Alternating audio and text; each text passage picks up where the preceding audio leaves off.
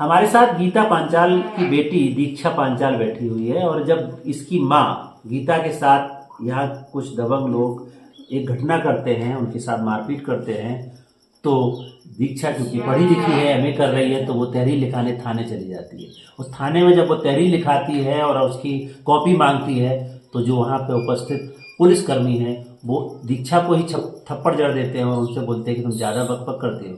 जी हाँ दोस्तों, नमस्कार, मेरा नाम कुलदीप कुमार और आज हम आपके साथ एक ऐसी कहानी पे बात कर रहे हैं, घटना पे बात कर रहे हैं जो अपनी माँ की तहरीर लिखाने थाने जाती है और उसको भी अपमान सहन करना पड़ता है। दीक्षा हमारे साथ है, मुझसे जानेंगे। दीक्षा, क्या हुआ था, पूरी बात बताइए। आपके माँ के साथ जब घटना घटी तो आपके साथ क्या हुआ, आप गए थे, क्या बात हुई?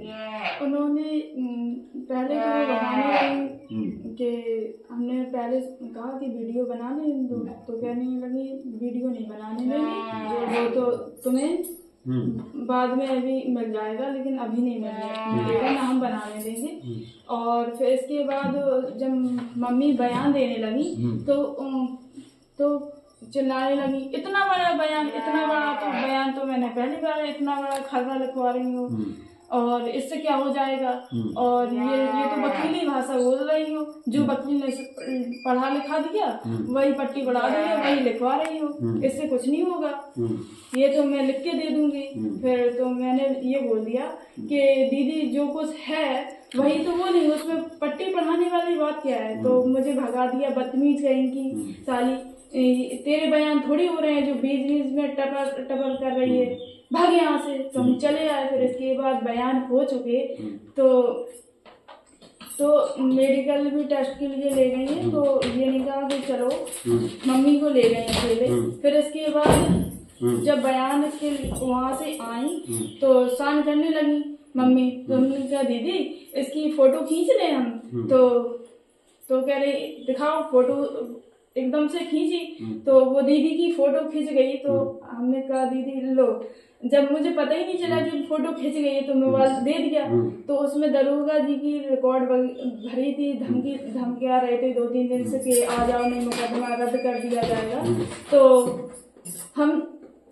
उन्होंने सारे रिकॉर्ड वो डिलीट कर दिए और मोबाइल छुड़ाते टाइम 2-3 थप्पड़ दे दिए और नोच लिया गाल में। तो आपने कहा नहीं कि आप हमारे साथ इस तरीके से बदसलूकी कर रहे हैं, हम आपके खिलाफ भी कंप्लेन करेंगे? सुनने को तैयार ही नहीं थी। तो क्या लगता है आपको, क्यों आपको इस तरीके से उन्होंने अपमानित किया, तो आपको क्या करना चाहिए? उनका यही है कि उनके खिलाफ कार्रवाई हो कि मैं एक स्टूडेंट हूँ और या मैं तो अपराधी नहीं थी, या तो उन्हें पहले से ही पता होगा कि उसमें दरोगा जी की रिकॉर्ड या कुछ वो गड़बड़ है, तो उन्होंने तभी तो छुड़ाया है।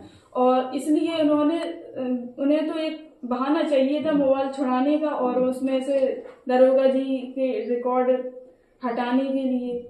इसलिए उन पर बस मैं यही चाहती हूँ कि उनके खिलाफ कार्रवाई हो और उन्हें दंड मिलना चाहिए। तो ये दीक्षा जो बता रही है, क्योंकि इसकी एफआईआर ये जो हमारे पास है, एफआईआर पंजीकृत हुई है जालौन उरई कोतवाली में। एफआईआर में जो सेक्शन लगे हैं, BNS section 74, BNS section 333, BNS section 352, BNS section 351 sub clause 2 में ये मुकदमा पंजीकृत हुआ है। ये घटना गीता पांचाल के साथ हुई थी। गीता, क्या हुआ था, आप बताइए।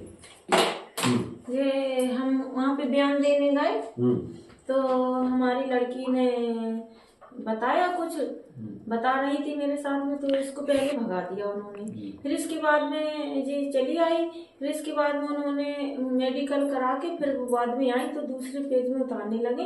तो उन्होंने साइन करवाया हमारे। तो मेरी बेटी ने कहा कि मैं इसकी एक फोटो खींच लूँ क्या दीदी। तो आपकी एफआईआर तो हो गई है, अभी आप क्या चाहते हैं उसमें? हम ये चाहते हैं कि मतलब दंडी को दंड मिलने चाहिए। तो ये गीता है जो इनके साथ घटना घटी थी, एफआईआर तो पंजीकृत हो गई, लेकिन सवाल वही है कि एक एफआईआर लिखाने के लिए माँ बेटी को अपमान का घूंट भी पीना पड़ता है। और जब एक युवा सवाल तो करेगा ही, कॉपी चाहिए, रिसीविंग चाहिए, तो उसको समझाने की जरूरत है, ना कि उसको इस तरीके से अपमानित करने की जरूरत है। वरना यही युवा कल पढ़ के ये भी तो किसी न किसी अधिकारी या ऑफिस में जाएंगे, वो भी लोगों के न्याय के लिए काम करेंगे। आज उसकी माँ के साथ ये घटना घटी है तो उसका फर्ज बनता है कि वो अपनी FIR, अपनी तहरीर लिखवाए और पुलिस का ये ड्यूटी बनती है कि उसकी पूरी बात को लिखे। उसके बाद जांच में वो आप तय करें कि सही क्या है, गलत क्या है, और उसके बाद न्यायालय तय करेगा कि सच्चाई क्या है या घटना क्या है, किसको दंड देना है, किसको सजा देना है, किसको माफ करना है। ये उनका काम नहीं है। लेकिन एक यूथ के साथ इस तरीके का व्यवहार किसी भी तरीके से ठीक नहीं है। हमें लगता है कि हम सबको अपनी जिम्मेदारियों, कर्तव्यों का सही से पालन करना चाहिए। हम चाहे अधिकारी हों, चाहे युवा हों, हम इस देश के नागरिक हैं। संविधान हम सबके लिए है जो सम्मान की बात करता है, और ये हमारे सम्मान और हक अधिकार की लड़ाई है। उस लड़ाई के लिए हम आप सब इसी तरह संघर्ष जरूर करते रहेंगे। आज की कहानी में इतना ही, कल फिर मिलेंगे। तब तक के लिए नमस्कार, जय भीम, जय संविधान।